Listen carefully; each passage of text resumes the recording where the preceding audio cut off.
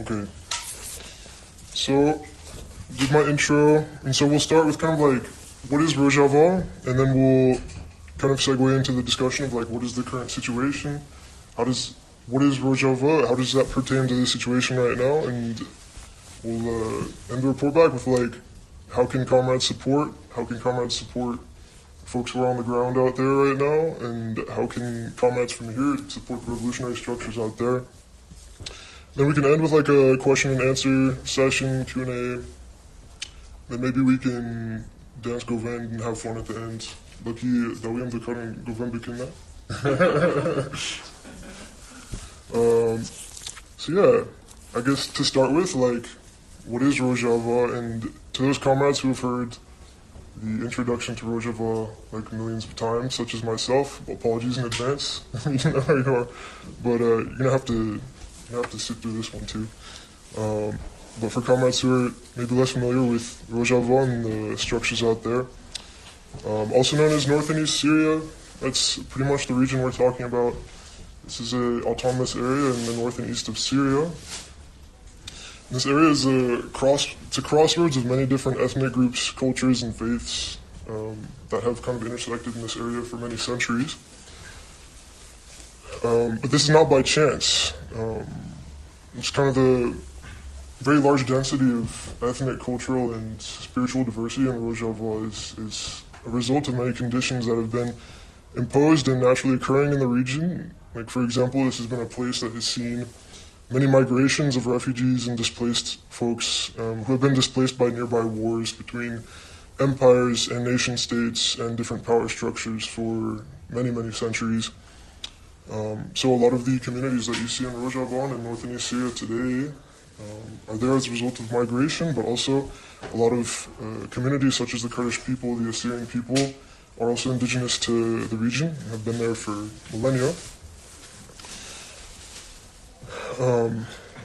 But I guess you could trace the contemporary history of Rojava as part of being subjugated under the Syrian nation state to French colonization, and subsequently during the Assad dynasty of the Ba'ath Party in Syria. Rojava, the north and east of Syria, which is this area in Syria which holds the most amount of marginalized communities, it's been severely oppressed in the region. It's the most marginalized portion of Syria, and it's been that way for many decades now. And we can trace that back to the Treaty of Lausanne in 1923, which essentially carved up the region. The Treaty of Lausanne basically established the modern nation-state borders between Syria and Turkey, and this separated a lot of the kind of ongoing social fabric of the region. For example, you see in Kamishlo, the city of Kamishlo, for example, it's split right in half. You see that the city of Nisebin is just across this kind of laser-like border. It's kind of like this disc of a border just kind of slit the city in half, right? It's a similar situation in Kobane, for example. You see this kind of city that's split in half between the Turkish state and the Syrian state. All of that kind of began during the Treaty of Lausanne in 1923, where Western empires were, after the collapse of the Ottoman Empire, this was a treaty with the Turkish Republic, one of the first treaties with the Turkish Republic. And since 1923, the northern border of Syria looks very much like this. It's a social fabric which has been split into two pieces. And the folks who are most affected by that are the most marginalized people, like in Syria, predominantly Kurdish people. And yeah, so kind of fast forwarding to 2011, you have a lot of tension which builds up in Syrian civil society as a result of a lot of things. But relating that to Rojava in the north and east of Syria, following the Arab Spring of 2011, local organizations in north and east Syria and in the region took up arms to defend themselves, and they're still doing so today under the umbrella of the Syrian Democratic Forces, which represent the autonomous administration. And basically the system that they're defending in Rojava is called democratic confederalism. To put it in like academic terms, the term for this is democratic confederalism. It's more or less a system of deep democracy, which puts into question like traditional notions of state hierarchy and power. It puts into question patriarchal domination and systemic domination over power structures and nation-state hegemony and so on and so forth. And essentially, the system that the communities of northern Syria and Rojava are defending right now, it's a decentralized system driven by communities themselves, as opposed to some kind of top-down hierarchy, and as opposed to a state. The system of democratic confederalism is very explicitly anti-state. It's an anti-state system. It's attempting to turn the state on its face and run society from the bottom up, as opposed to the top down. And in Rojava, this takes the form of a confederation, hence the confederalism aspect of democratic confederalism. So it's in that system, more or less. The system goes, the administration begins at the commune level, organized in neighborhood communes, and then there's also a People's Council, Mejlis Aga, where it's more or less a congregation of many different communes. And from the Mejlis Aga, you have the cantons, and the cantons represent kind of the regional administration. But there's no top-down hierarchy there. All of this structure kind of runs as a result of democratic horizontal decision-making as opposed to top-down decision-making. So the cantons, in their decision-making at the cantonal level, they're subordinate to the Mejlis and the commune level, at the lowest levels. They make the decisions first for their communities, and at the canton level, in order to kind of dish out responsibilities at the regional level, they have to have the consent and the permission of the most local levels.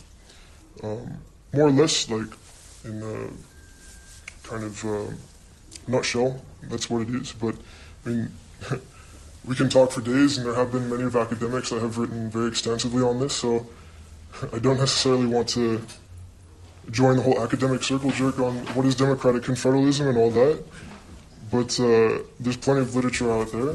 And this book, by the way, is pretty good in explaining a lot of things, The Sociology of Freedom by Abdullah Öcalan. Abdullah Öcalan was the creator of this democratic confederalism, and the revolution in Rojava sees Abdullah Öcalan as its leader. Now, sometimes this gets criticized as like a cult of personality type of thing.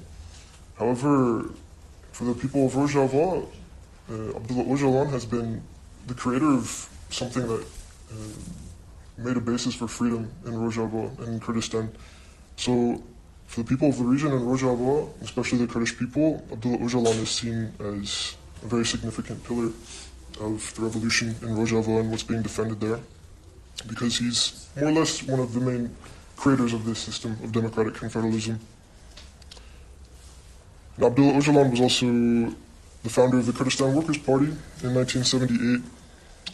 But to basically put the system of democratic confederalism into like one sentence, Abdullah Öcalan himself said, "Democratic confederalism is open towards other political groups and factions. It is flexible, multicultural, anti-monopolistic, and consensus-oriented. Ecology and feminism are essential pillars." So to put it in a nutshell, in the words of Öcalan, it's more or less what it is. And Rojava is essentially the only place in the world, let alone in the region, where women's autonomy and women's liberation is a basic principle of the administration. The revolution is built on the principle that no society is free without the liberation of women.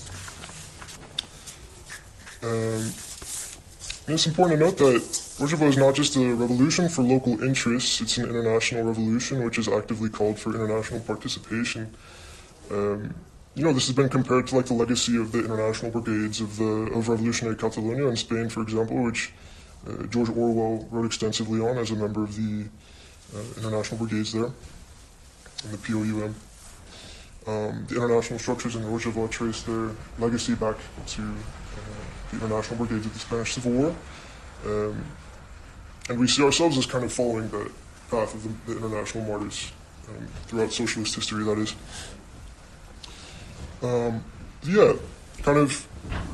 in the general idea of Rojava, for most of its existence, Rojava has been resisting fascist structures such as ISIS, also known as Daesh. But this is by no means the only threat and the only fascist enemy that Rojava and the revolution has been facing since its existence. For example, since 2016, Rojava has seen and been subjected to 3 major invasions from the Turkish state, which is the second largest NATO power. And the Turkish state has been waging a genocidal war against the people of Rojava for nearly 10 years now, frequently attacking the civilian population, blocking it from basic resources such as water. And it's important to understand when we talk about the genocidal actions in Rojava and in Syria that it's not just the Turkish state that's an isolated actor in this occupation and genocide. This is a cooperative effort from all members of NATO and all state members of the West in general, including the U.S. The U.S. is very complicit in this occupation. Now, maybe on paper there are U.S. bases in Rojava, which we refer to as the coalition. These are very much dependent on U.S. interests. The U.S. presence in Rojava is according to U.S. interests. The coalition in the U.S. Army, the U.S. military in Rojava operates according to what it feels that it can extract from the region. It operates according to extractivism. We know that this is a basic principle of U.S. imperialism abroad, but you see it very clearly in Rojava. I have an anecdote. 2023, there was a major campaign of Turkish airstrikes in the region of Derik, which is in the far northeast of Rojava. The Turkish state had bombed most of the fuel depots in the region of Derik in October 2023. And I remember driving around in Derik. It still pisses me off. Still pisses me off. There was a convoy of coalition folks just driving down the road, and they were making sure to only protect the gas stations that they were using. They didn't care about anything else. They didn't care about protecting any of the civilian population there. They didn't care about defending anything except for what the U.S. extracts from Rojava. And I saw this with my own eyes. And, so when we hear about kind of narratives of Rojava being like a U.S. puppet or Rojava being some kind of major contradiction to anti-imperialism, we have to understand that the U.S. is there for its own interests, and the military partnership that the Syrian Democratic Forces has with the U.S. is explicitly geared toward ISIS. The U.S. has no administrative power in Rojava. There is no administrative co-optation or coercion because the autonomous administration is very staunch in its self-defense, both politically, socially, economically. All attempts at U.S. coercion of the economy and local production in Rojava have been driven out. And, it becomes clear there. I mean, the local sentiment in Rojava is anti-U.S. occupation. The vast majority of folks you talk to out there, they don't want any foreign militaries there. The revolution there is very anti-imperialist in its essence. And I think it's important for comrades to understand that, because we see a lot of information warfare saying that, Rojava is a U.S. puppet because U.S. bases are there. The situation is a lot more nuanced than just that soundbite, And, unfortunately, I think that soundbite tends to block a significant amount of solidarity among the left. But I mean, it's a soundbite after all. I think just circling back to the topic that the U.S. is just as complicit in this occupation and these acts of genocide in Rojava because they're supporting the Turkish state in its attacks far more than the U.S. supports Rojava in any way. I think it's important for comrades to understand that also. They give intelligence to the enemy. U.S. coalition, they've given so many resources, so many military resources that the Turkish state is using to kill our comrades there. Intelligence and resources that have killed people who I know, who I was friends with. And, it's important to realize it in that context also, that the U.S. is just as much of an occupier in Rojava as the Turkish state is. And that's where our resistance here comes into play as comrades and as supporters of the revolution. But anyway, getting back to the kind of situation that we're seeing right now, the major proxy force that the Turkish occupation is using to brutalize Rojava is called the Syrian National Army, also known as the Turkish-backed Free Syrian Army. But it's very much far removed from the original principles of the Free Syrian Army. And so most comrades don't refer to the Syrian National Army as anything related to the Free Syrian Army. They refer to them as Çete, which just means thugs. Çete, ştekine başlayın. The Syrian National Army, which is the main proxy force of the Turkish state in Syria, a lot of these folks are not really ideologically driven after all. A lot of them are mercenaries who are in this force for the sake of financial gain because they're under the direct payroll of the Turkish state. And part of that is why they have not been able to gain a whole lot of power in this latest offensive, but we'll get to that. But many of the structures comprising the Syrian National Army, which is trying to brutalize Rojava, which is the major enemy of the revolution right now, it's not so far off from Daesh, it's not so far off from ISIS. We see a lot of similar behavior coming from the Syrian National Army. And that doesn't happen on its own. Much of the Syrian National Army is comprised of former members of ISIS. Much of the membership of the Syrian National Army, including its leaders, including its commanders, are former members of ISIS, and they operate in a very similar way. So when we talk about, like what is the major enemy of the revolution right now, it's still more or less ISIS in many ways.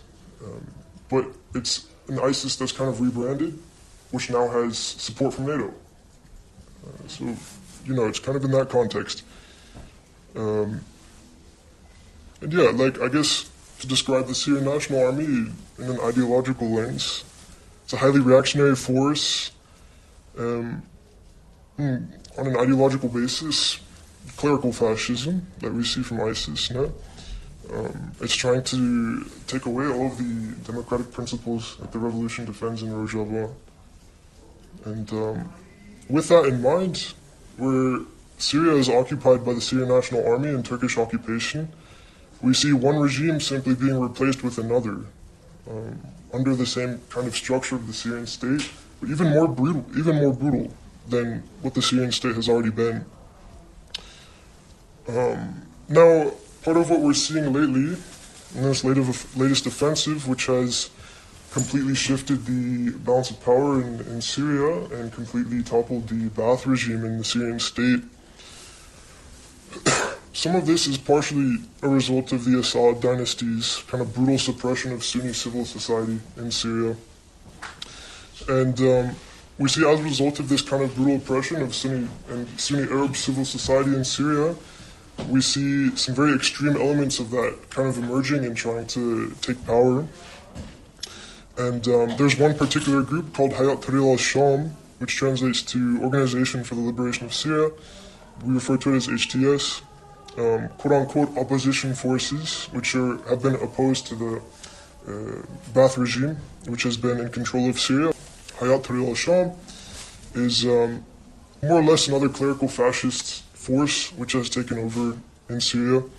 It's not directly connected to the Syrian National Army. However, it has negotiated with the Syrian National Army, even though it has tensions and kind of gets into some feuds with the Syrian National Army at times. They're much more ideologically connected to one another than they are with Rojava. It's very inconvenient for Hayat Tahrir al-Sham and for the Syrian National Army that Rojava exists and is actively defending itself. But Hayat Tahrir al-Sham is important to understand on a deeper level because Hayat Tahrir al-Sham is what holds the majority of political power in Syria now. Most of the administrative power of the Syrian state now is vested in the organization Hayat Tahrir al-Sham. So in HTS's history, this was an organization based in northwestern Syria, which grew as a result of its ties to Al-Qaeda. Its relationship with the Turkish state is complex. It insists that it's an independent organization. However, we know that HTS has benefited from Turkish occupation and limited Turkish arms supply and munitions in the past. And HTS was the major force that was leading the latest offensive on Damascus, which completely toppled the Ba'ath Party. It's not exactly clear how HTS is going to govern Syria, but we know that there's already a morality police being established. We know that women are being told to wear headscarves and be attended by a man in public. We know that women's rights will likely erode significantly under the administration of Hayat Tahrir al-Sham. And on the ground, it's women who lose the most in all of this, and that is why the Autonomous Administration and the Syrian Democratic Forces are so important right now as guarantors of women's autonomy, but also the autonomy of all marginalized communities in the region. Now, we see a lot of things right now saying Syria is now free, but really that only pertains to a small number of male-dominant Sunni Arab power structures.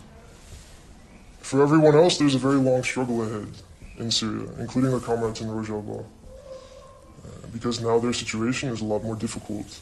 They're surrounded by fascists, and they're surrounded by the enemies of democracy and the revolution itself.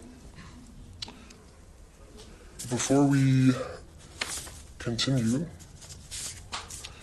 one last thing I'd like to mention regarding the revolution is that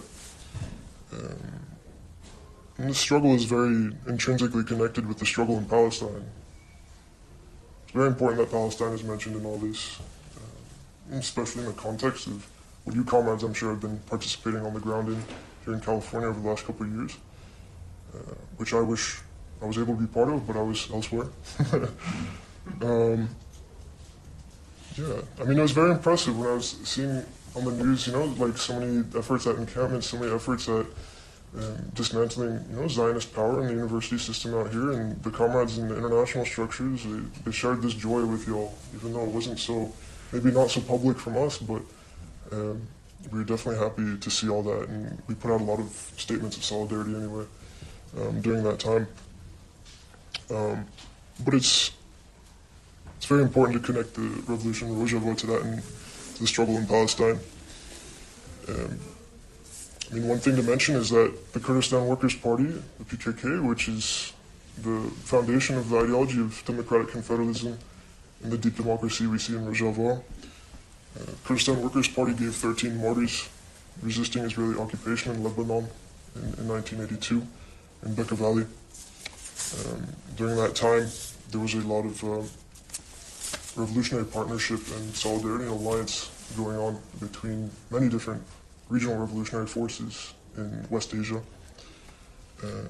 We saw a big kind of confluence. In the 1980s, there was a big confluence of Armenian revolutionary groups, the Armenian Secret Army for the Liberation of Armenia, the Kurdistan Workers' Party, Popular Front for the Liberation of Palestine.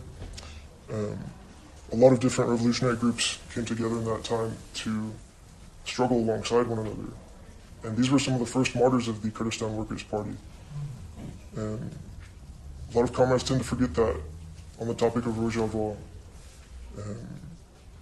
Understanding that the basis of internationalism in the Kurdistan Workers' Party is very intrinsically linked to the Palestinian struggle also. And yeah, it's also the fact that the enemies of both Kurdistan, Rojava, and Palestine are also very intrinsically connected. The Turkish and Israeli states have traded nearly $10 billion in arms deals since the 1990s alone. So you see a lot of military cooperation, a lot of cooperation in this kind of mutually backed genocide in both regions. You see a lot of cooperation between the Israeli and Turkish states in either genocide. For example, the Turkish Navy it wouldn't exist without Israeli support. The Israeli Navy basically created the contemporary Turkish Navy, and there's a whole lot of other examples of cooperation and kind of intrinsic connection between the Israeli and Turkish states that I could mention, but of course that's not the main topic today. But Rojava and the revolution, the autonomous administration in Rojava has been very consistent in its rejection of Zionism. And this is another thing that some comrades tend to forget. The revolution in Rojava is very anti-Zionist in its essence. And the Kurdistan Workers' Party has also been very anti-Zionist for its entire existence, dating back to the 1980s. When 13 martyrs fell, fighting Israeli occupation in Lebanon alongside Palestinian revolutionaries. But for example, co-chair of the Democratic Union Party, Salim Muslim, just a few days ago, was reiterating that the autonomous administration is an anti-Zionist project which does not seek any support from Israel. And there's been plenty of other statements similar to that, which have been echoed by comrades out there. And I think it's also worth noting that Palestinian revolutionary Leila Khalid remains very vocal in her support of the Kurdish struggle to this day. There's lots of components of the Palestinian struggle that still remember these times in the 1980s where the solidarity between Kurdish and Palestinian revolutionary forces was very tangible. And there's even calls to return to that kind of solidarity, that kind of tangible solidarity on the ground out there. And there's lots of communication between different revolutionary movements out there to this day. We hope to see that again soon. We can hope. But yeah, I think putting it in this framework is important, especially with the onslaught of information warfare and kind of baseless claims that we see being circulated mostly from Turkish media that like Kurds are Zionists and so on and so forth. We see a lot of that. It's very baseless information. Now, I guess one thing I should get to before we keep going to Q&A, I should get to the ways to support before we get there. So, first things first, ways that comrades can support. Emergency Committee for Rojava, for comrades who are into this kind of action, to contact members of Congress and stop them from enabling Turkish aggression. We have to remember that the U.S. government is enabling a lot of this genocide happening in Rojava, and the Emergency Committee for Rojava is diplomatically tasked with ending that complicity with the genocide. And it's extremely important work that the comrades in the Emergency Committee for Rojava are doing. That's one thing that comrades here on the ground can participate in. So I recommend checking out the socials and checking out the website and getting in touch with any comrades in the Emergency Committee for Rojava. Anybody interested in getting involved on any of their committees, feel free to let me know afterward. After the discussion, I'm happy to provide contacts there. For comrades who'd rather make donations, we have some options for donations here. This is the Free Women's Foundation in Rojava. This is Syrian Kurdistan, which is our medical detachment in Rojava. Both of these are extremely important structures on the ground, and as of now, these are pretty much the only two structures that I know of which you can kind of tangibly and accessibly donate to, which are connected to the revolution in Rojava. It's a bit difficult for these structures to receive donations because Rojava is one of the most deeply blockaded regions on the planet. You can barely get anything inside or outside of Rojava, whether it's goods or money or anything at all. Most of it has to be smuggled. So it's difficult to get anything in or out of Rojava. But these two structures are able to do that. So you can donate to these structures. Now, if comrades are interested in helping coordinate actions and get involved with the Kurdish diaspora and supporters of the revolution here in California, we have California Kurdish Community Center, which these amazing comrades are part of. Und dann kommer jag Kurdier diaspora. Och då kvar inte säkert bägen yani så Rextina California Kurdish Community Center yani Çalaki sıbı hebe, ne? Yani Çalaki sıbı Amerika'yı ne? Çünkü dokuyani çabanı yapdım. Tamam. Dokuyani hebe. Ben bu fazla tekliği ako hort bugün. Tamam tabii. So comrades were saying, these comrades are co-chairs of California Kurdish Community Center. It's a blessing to have them here today.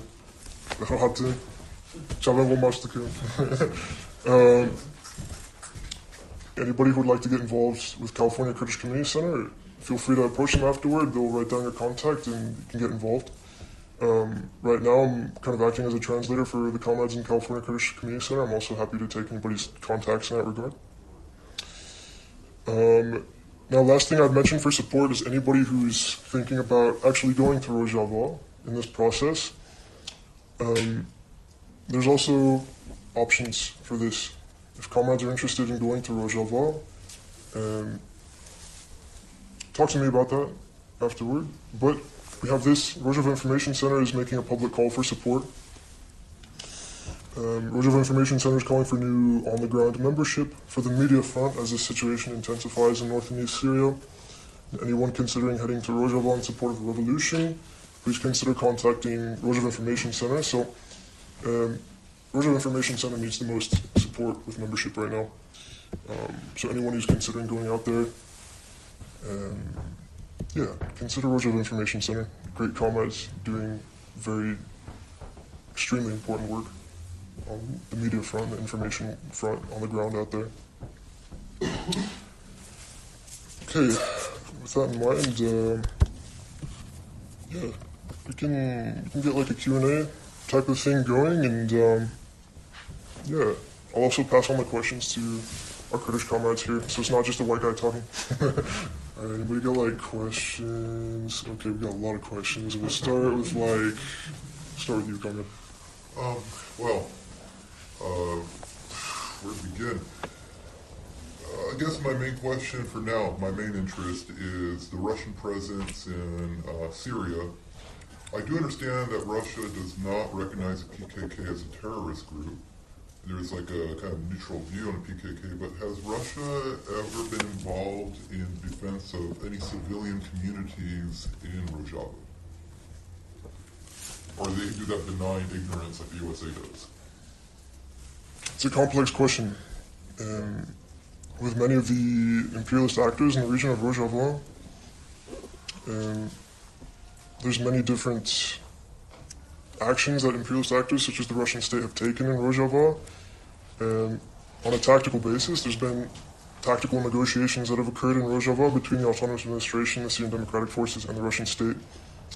Out of temporary and tactical necessity, not anything related to politics, not anything related to administration, that is.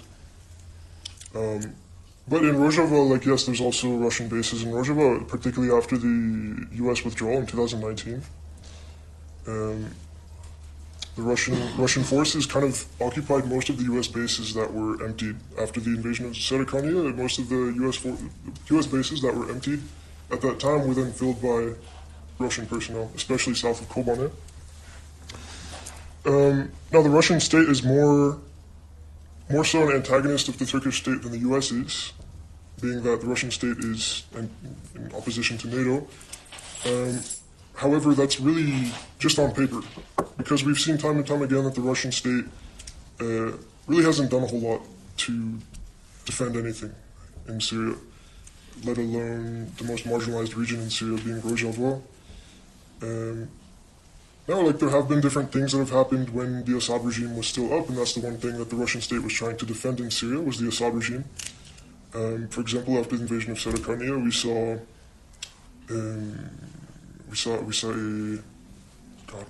a fleet of Russian aircraft that were moved to Kamashlo Airport, whose responsibility on paper was to shoot down Turkish drones and create kind of like a de facto no-fly zone that didn't actually manifest because Kamashlo and God knows Kamashlo and the entirety of Rojava has been blown to shit for the last however many years, despite that fleet of Russian aircraft being there, whose purpose was supposedly to create this kind of de facto no-fly zone that never really manifested.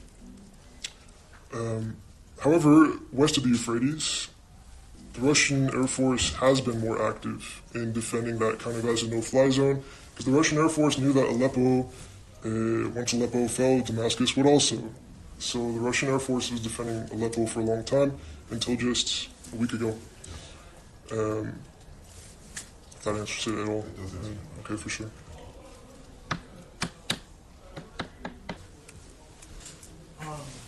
so many questions about your experience there. I'm wondering, if you feel comfortable sharing a little bit about maybe like what initially moved you to go? What was like the turning point for you of the decision process of this big undertaking of being there? And then also just as you were there, like what was surprising to you? What was unexpected? What was expected? I don't know. I want to hear more about what it was like. Thank you, comrade. Now, first things first, I'm actually, before I forget, I'll translate the last question so the comrades here can participate also.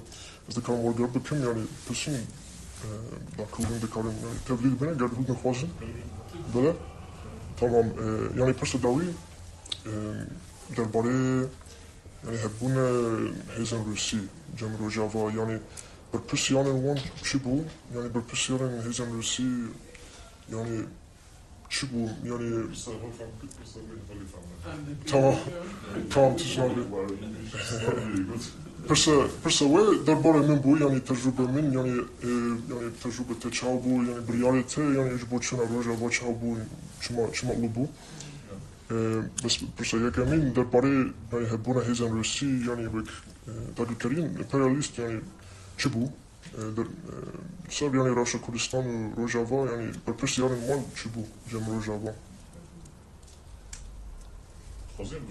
Tanke, ali. Hold on a second. Je vous perceva, and for your question, for the question of the friend, Russia, after the Soviets were spread on Marxist-Leninist thought, changed toward capitalism. As a matter of occupation, all of its politics changed. As an occupying new nation-state, it carried out its works. Its presence in Syria and Rojava is not for the people of Syria, nor for the stability of the Syrian people. The objective of the Russian presence is to get opportunities and pathways to establish an energy line from Turkey until the Mediterranean Sea.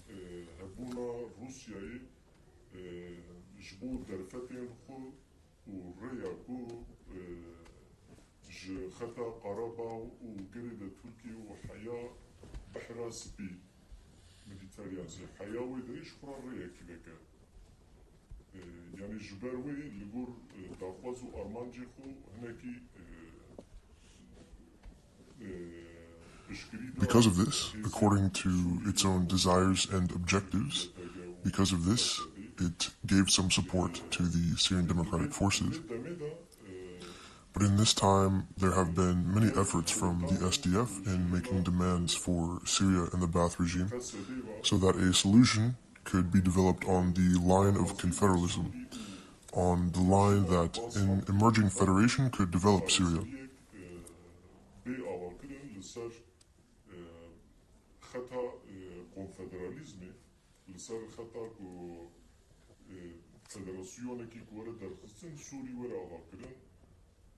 لمخابن اف دجي هينين داخوازن روسيا بو دجي هينين رژیم باسکو دجي هينين ارتشا تركي بو دجي هينين This, in the end, went against the existing Ba'ath regime, against the existing Turkish army, against the existing Turkish-backed thugs in Syria. With this in mind, the Russian presence in Syria and Rojava did not mean anything. Russia was there for its own interests and to protect its own presence. For some, according to speculation, there is a major possibility that between Russia and other states, Syria was divided and sold. Now the situation seems this way.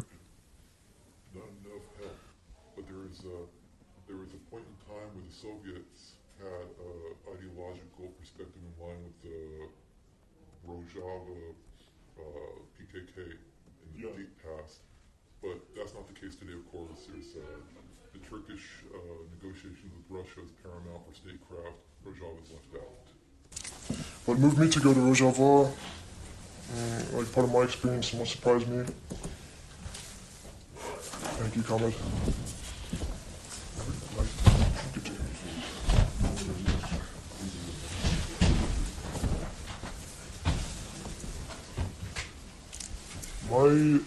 In tracing back, I mean, personally, tracing this back to my radicalization as an internationalist, I would say in 2018, the invasion of Afrin was the first time I felt very angry paying attention to international developments.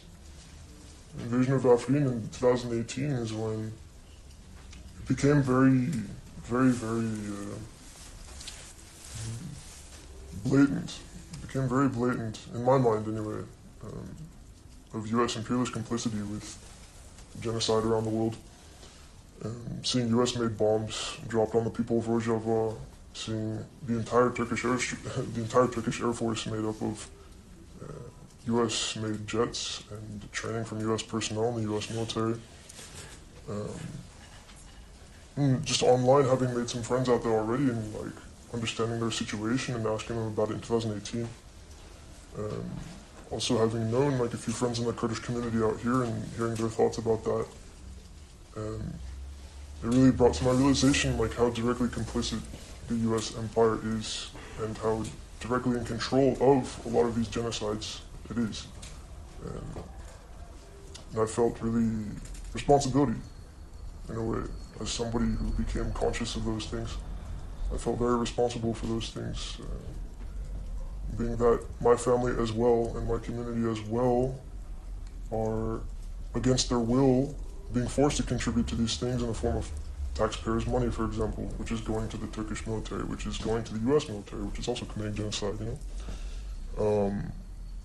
Lots of our tax money goes to genocide. You know, lots and lots of our tax money out here goes to genocide, whether it's in Palestine, West Papua, Western Sahara, Kurdistan, Palestine, Chiapas even. So many different places in the world that our tax money goes to killing marginalized people and indigenous people. I think 2018, the invasion of Afrin, was the first time I kind of realized that. Now, come the invasion of Syria is when I made the decision that I was going to be going there, because at that point I couldn't tolerate myself being here in California while my comrades were suffering out there anymore. And so after the invasion of Syria, I made the decision that I would do everything in my power to go out there. And comrades were asking me to join their structures out there too.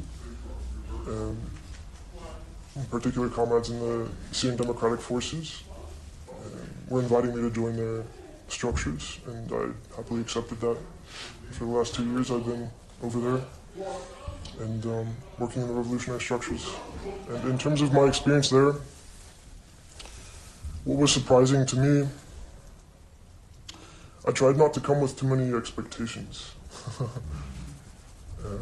I tried not to come with too many expectations because I think when an international comes to Rojava with too many expectations, that international does a little bit of harm to themselves in that process, and they tend to impose those expectations, which is not good. And that's a mentality I didn't want to come to Rojava with. I didn't want to come to Rojava as this kind of white knight that was coming there with these expectations of utopian socialist revolution, these expectations of being a freedom fighter and all those different things.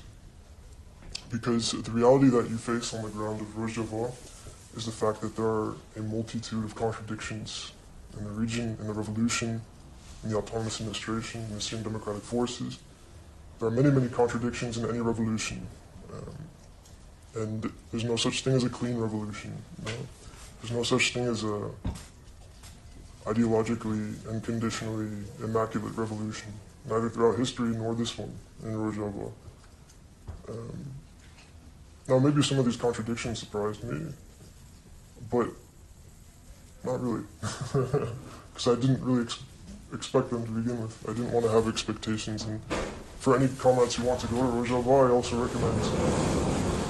recommend just being very radically open with yourself, being very radically open to the contradictions that you will face, both as a person there in the ongoing development of your personality as a militant, as a revolutionary out there, but also in the society around you, understanding that there are many, many contradictions in a revolutionary society. They're very difficult questions that need to be asked within yourself, according to your own line. What is my line on this contradiction in the revolution? What is my line in what this comrade is telling me right now? What is my line on? For example, one contradiction that every international comes across in Rojava is the fact that so many local comrades want to leave and come to the U.S. And they come up to us and ask us about this a lot. A lot of local comrades. Now in Rojava, like the common revolutionary thing to say is like, no, like you have to stay, you have to defend your homeland. But as an international, you feel a contradiction in yourself on this because you don't want to tell that to local comrades. You don't want to say, stay in your homeland. We come from this place that they want to go to. We come from this place where there's running water. We come from this place where there's electricity. So you don't want to be an enforcer of your own privilege in that process. When you're approaching these contradictions, you don't want to enforce your own privilege onto local comrades out there. And kind of navigating that a little bit, both as a revolutionary militant in this revolution, and as somebody who is there for local comrades, I think it's important for internationals to recognize their own privilege in that equation, for sure. Now, navigating that as a person, that's one of the struggles that you have as a person coming from the West, that a lot of people want to go to. Like, you have to navigate things like that as an international out there.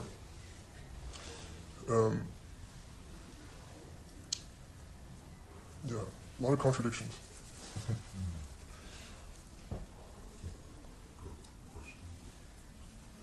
Yeah, questions? Go ahead, comment. Yeah, so you mentioned towards the end of your talk that, like, sometime in the 80s, there was, like, a lot of internationalism between, like, the PKK, international solidarity between the PKK and, like, the TFLP and DFLP and, like, the different revolutionary movements across the world. But you said, like, that there's a push towards moving back towards that. But my question is, why did they ever move away from it in the first place? Because I remember reading a quote from a leader like the PJAK, which is like, I don't know if it's the Iraqi or if it's the Iranian affiliate of like that group.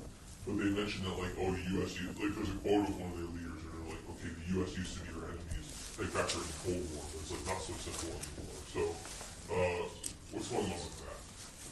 Yeah, I think it's an important question, right? And comrades ask this question a lot, like, why was this era kind of moved away from? But I'll translate the question real quick. Okay. Thanks for the question. This is really good question. بالسريدة قادة رجالة نابين لسر فكري ماركسيست لينينيست أنجي لسر سوسياليزمي In areas of the Middle East where there was Marxist-Leninist thought and also socialism, this included the areas of Syria. One of them was Lebanon, one of them was Palestine, on the path of socialism. The PKK, with its own presence and military camps, continued its military trainings there. But the problem of the PKK was that its first priority regarded its own people oppressed in Iran, Syria, Iraq, and also Turkey.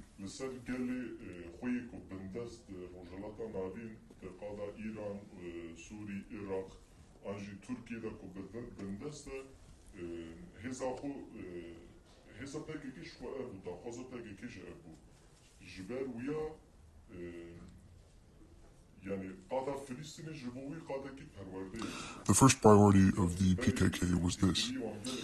And so because of this, Palestine was only an area for training. Indeed, their relations were very strong regarding the games played on the Palestinians. There were many dirty games played. And because of that, states around the world, including Israel and the Arab League, gave support to these groups of thugs in the name of Islam to carry out their work.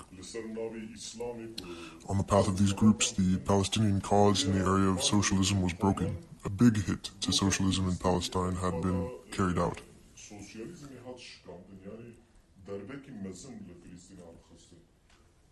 Yani PKK PKK still also supports the Palestinian people. For the Palestinian people, it is always giving statements. So there are efforts coming from the PKK.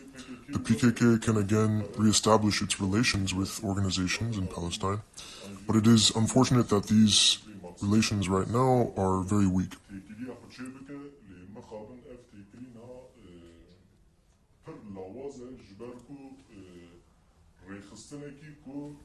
Because an organization that guards its thoughts, existence, and its Marxist-Leninist reality unfortunately does not exist in the region right now.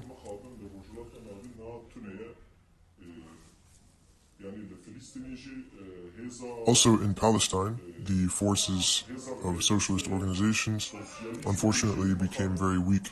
Because of that, right now there are no relations. Of course, humanity wants this organization. Thoughts that the occupier says are Marxist-Leninist, also communism, also democratic confederalism as a utopian thought that the occupier says must be driven out and empty. It is unfortunate that this resistance is non-existent, therefore relations are also non-existent in the area of Palestine. One thing I would add is that it also wasn't just Kurdish and Palestinian forces cooperating with each other on this basis in Lebanon and Palestine. I would also add that this was like a very regional internationalist program that was happening in Lebanon and Palestine. There were Armenian revolutionary forces there. There was even the German Red Army faction. There was a delegation of the German Red Army faction that was there. A whole bunch of different revolutionary forces that came together in Bekaa Valley to participate in this kind of era of solidarity in Palestine and in Lebanon. And all these forces together defended against Israeli occupation and shared martyrs in the defense against Israeli occupation in this time. Yeah, if that kind of answers the question.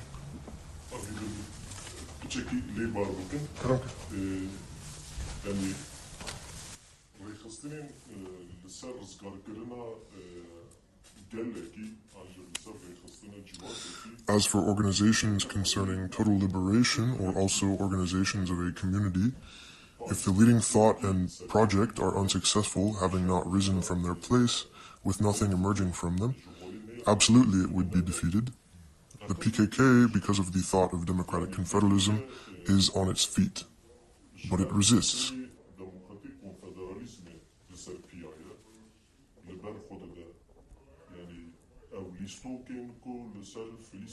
The games that have been played on the Palestinians have been played on the Kurds for a century, and for years on the PKK. But the thought of the PKK is clear and it is clean. It is not only the liberation of the Kurdish people.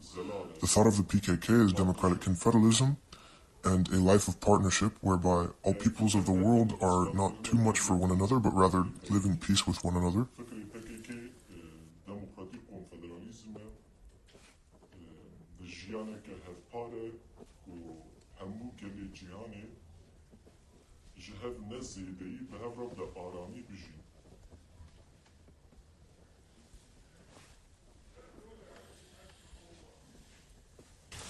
So you and I have done some organizing that breaks down these sectarian boundaries, right? Anarchist, Marxist, other, right? And then I'm curious what you're at liberty to speak about from your personal experiences. How do you see those boundaries being dissolved or renegotiated in theory and praxis in the projects there? Thanks for the question, comrade. يعني كسوية دباري يعني هفكرتنا وكوبوراسيون هيزن سوسياليست وهيزن راديكال يعني ماركسيست لينينيست أنارشيست شاو هف دبيرن يعني شاو كوبوراسيون بكن بلانيش بومن يعني لغوري ركستن من بس خونشيت كارم برسد بدن yeah, we're talking about just different ways. How does plurality in radical organizing take place, right?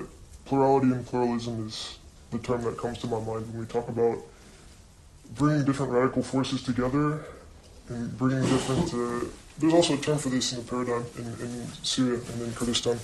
We say there's a democratic river, which is comprised of democratic forces around the world, right? And we see Rojava is actually a very important example of this kind of plurality and pluralism, this kind of intrinsic pluralism in a revolution that we see.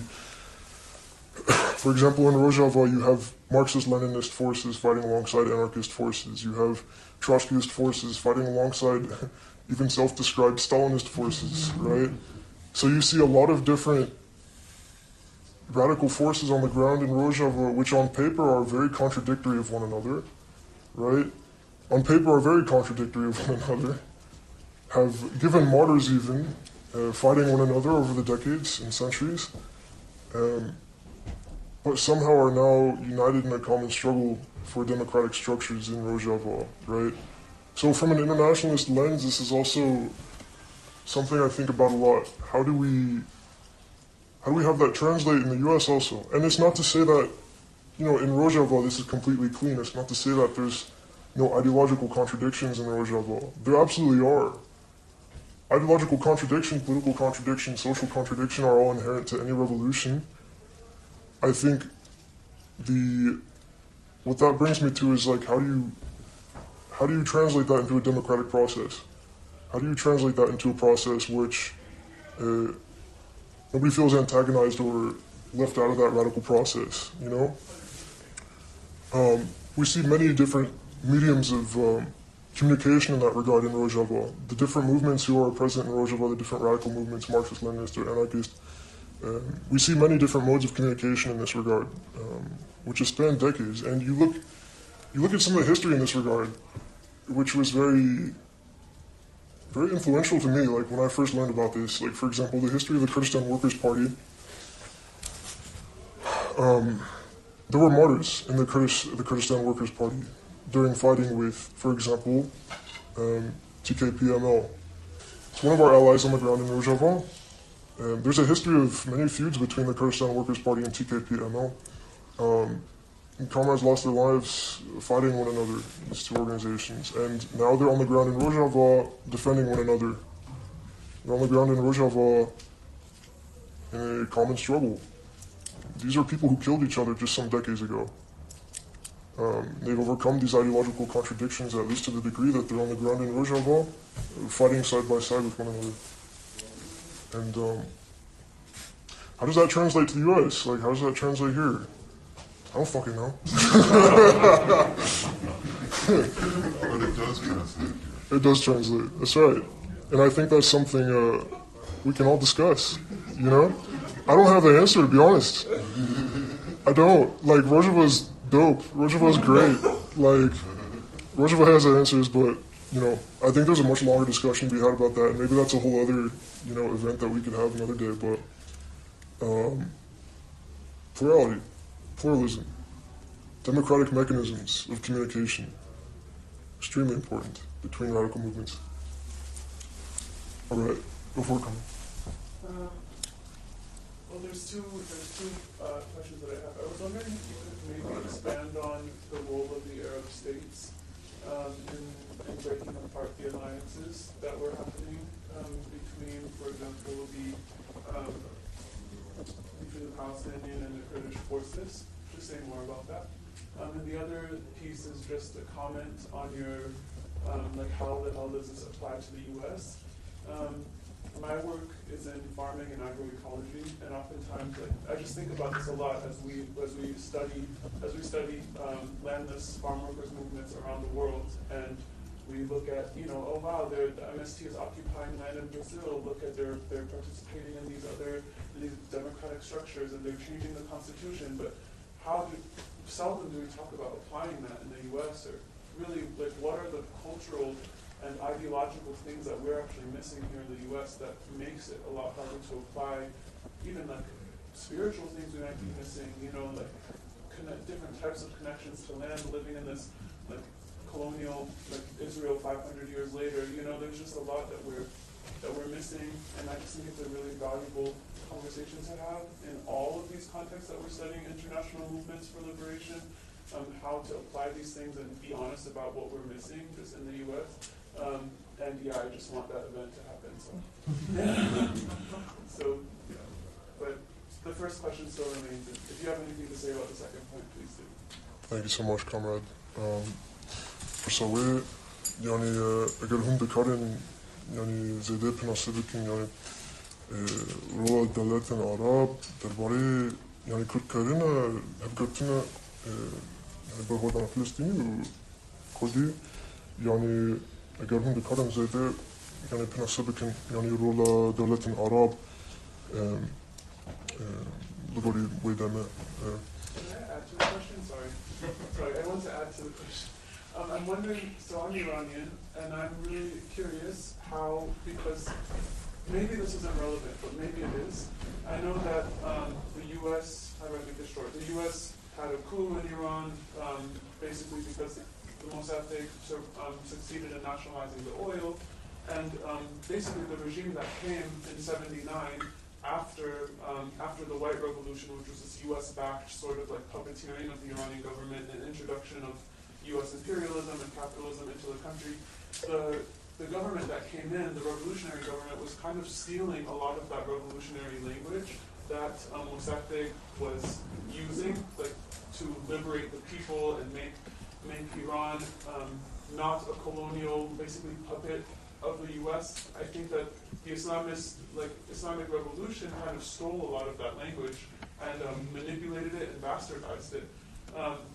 And so I'm just wondering if that, does that relate to this whole Arab states, severing the ties between these ideological movements in the 1980s? Did the Islamic, are you saying that the Islamic forces bastardized revolutionary language and co-opted? Did that similar history happen? I guess is part of what I'm asking in these Arab states that broke apart the alliance.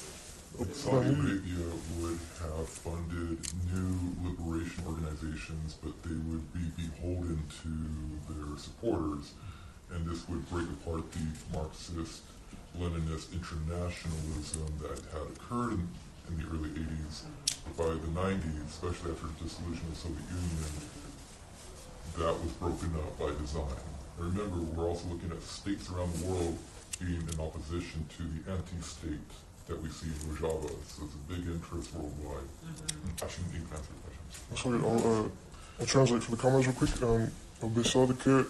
بسا يعني مثلا زمان شورش يعني جم إيران هزن إسلاميك يعني كواب نسك يعني كواب تكي هزن إسلاميك كواب تكي يعني خرطي كمان أري راسي بلی یعنی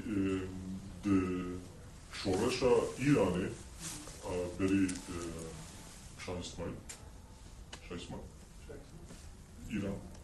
ایرانش before Khomeini. یعنی شورش ایران و شورش سوری آنها The Iranian Revolution and the Syrian Revolution have unfolded the same way. Before, in Iran, there was a revolution of dictatorship. Other forces did not accept that its freedom would be restored. For some matters, the situation of Iran was better, but again, this also became a dictatorship. The dictator said that the Iranian regime had changed in the name of revolution, with the idea that we will make a life of coexistence and make a beautiful life. But the revolution changed to an Islamic revolution, so while the new dictatorship was celebrating, it was necessary that the revolution continued as well. Now the situation of Syria is just the same. The dictatorial Ba'ath regime of Assad has departed, a revolution was made against it, with the name of revolution being used, to which the regime surrendered to the forces of radical Islam, whom are also, in the name of the revolution, embodying a dictatorship.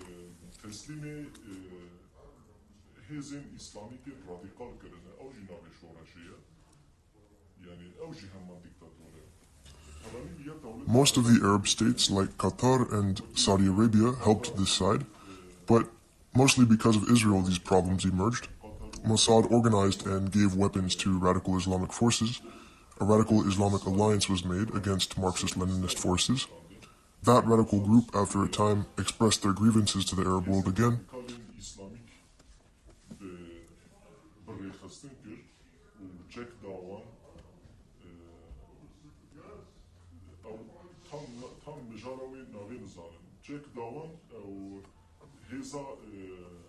ماركسيست ولينينيست لهمبري وان كوميك الراديكال دا تشيكل او كوما راديكال بشتي دمكي غازني خو كرني خو دي صار لسر قضا عربستان يعني قضا فلسطيني. In Palestine, there are many Muslims. Grievances were stated much like the Islamic Revolution in Iran, stating that we will make revolution, and they gathered strength for themselves in that name.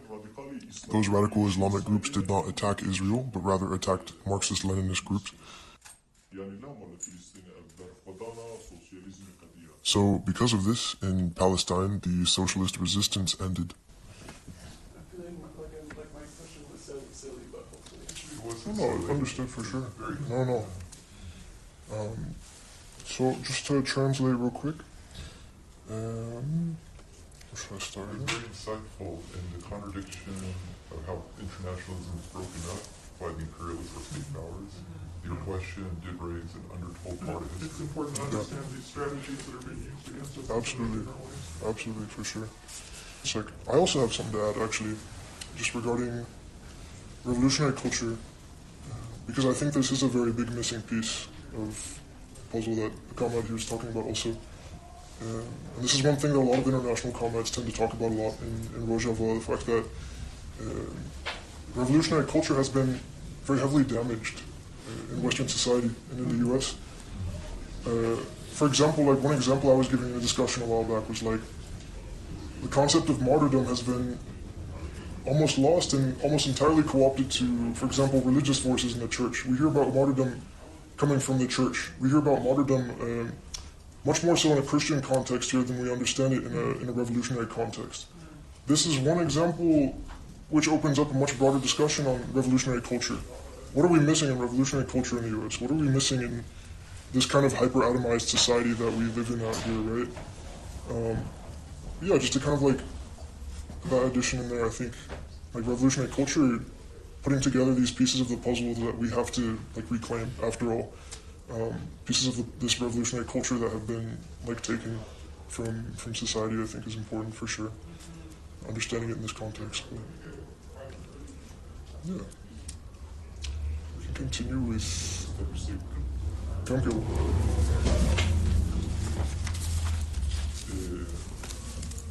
لسر ديمقراطيك كونفدراليزم عايز لسر كومونيزم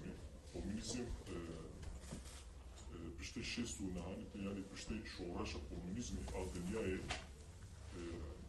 براتيكا كومونيزم Regarding democratic confederalism or communism, after 1969, after the worldwide communist revolution, communist practice did not find an answer, and after some time changed with dictatorship. Then after some more time was all in all finished. Democratic confederalism in Rojava has made a new course for its practice.